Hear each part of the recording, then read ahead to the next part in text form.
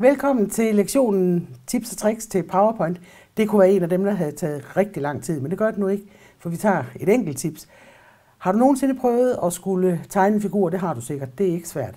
Hvad nu, hvis du skal have 4? Så er det tit noget med, at de skal stå på linje, og det er rimelig fikst, at der er lige stor afstand imellem dem. Og begynder du at kopiere dig ud af det, så kan du sikkert godt lykkes, men det er 10 gange nemmere at lade PowerPoint gøre arbejdet. Prøv at kigge. Jeg har lavet et eksempel her. Et meget enkelt eksempel, kan man sige. 4 ens rektangler, som er placeret på linje og med lige stor afstand imellem. Og der er jo ikke noget her, du ikke selv ville kunne gøre. Så lad os lige prøve at gå på et nyt tomt dias og prøve. Jeg starter selvfølgelig med at lave en figur. Vælge den figur, det handler om, og tegne den. Og så langt vil du sikkert også selv have gjort. Men i stedet for så at bruge kopifunktionen, hvor du får indsat en kopi, som du så manuelt skal placere, så går jeg ned i Sæt ind-gruppen og vælger Duplikere. Og Ctrl-D som genvejstasten, det er en af dem, du kommer til virkelig at blive fortrolig med. Her, så du kan se det, bruger jeg og gør det med musen. Men Duplikere indsætter en kopi. Tricket er nu, at du med piltasterne kan køre pil op en gang til, så har du ramt præcis på linje.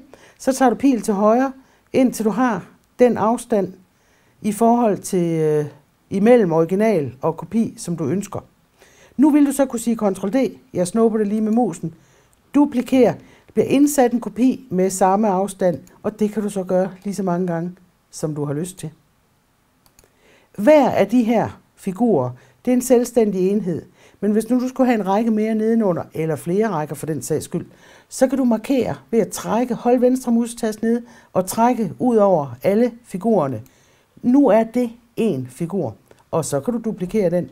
Klik, duplikere, placere. Nu kører jeg pil ned og pil venstre.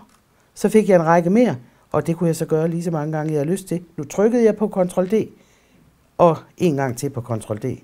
Ctrl-D, duplikere, det er simpelthen en virkelig god funktion. Hver gang du skal arbejde med figurer eller tekstbokse, alt kan du duplikere. Det var funktionen duplikere.